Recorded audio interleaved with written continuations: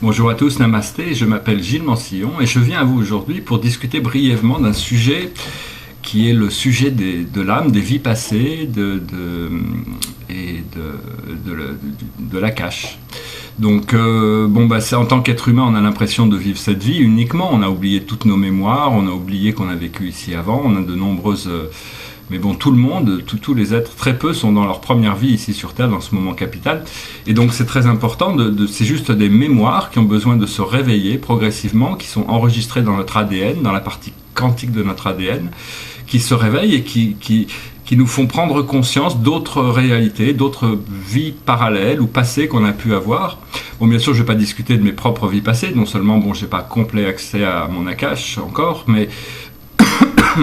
ça se rapproche. Bon, je réalise quand même que j'ai vécu des dizaines de vies ici sur Terre, dont certaines étaient très importantes. Mais bon, c'est pas vraiment le propos. Le propos, c'est d'arriver à se souvenir de cette connexion, de notre âme, parce que toutes ces vies passées contribuent à qui nous sommes aujourd'hui.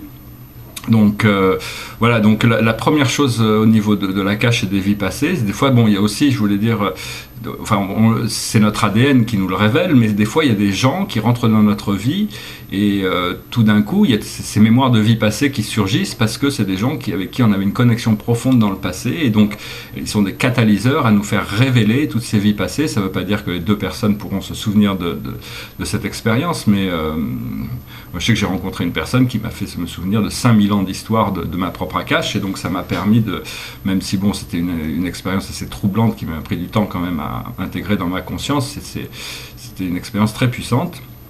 Alors l'Akash, la première, au départ, on va la chercher dans la 4e dimension, on peut la trouver dans la 6e, dans la 9e, dans la 12e dimension, selon le niveau spirituel et la fréquence de ce qu'on recherche, quoi. Parce que tout ça sont des librairies où tout a été enregistré, toutes les pensées, de manière holographique, toutes les actions, toutes les vies, tout est enregistré.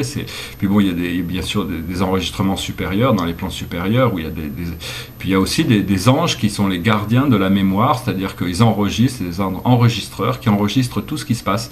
Donc bon, l'Akash, c'est un enregistrement physique, holographique. Par contre, ces anges sont la mémoire vivante de toute l'histoire de l'univers et au-delà.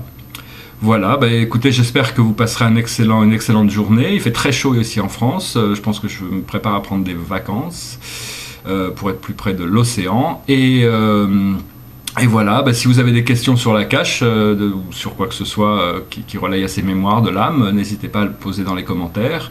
N'oubliez pas de souscrire et je vais emmener ma caméra avec moi, donc je vais pouvoir continuer à faire des petites vidéos peu importe où je me trouve. Merci beaucoup, au revoir, à bientôt.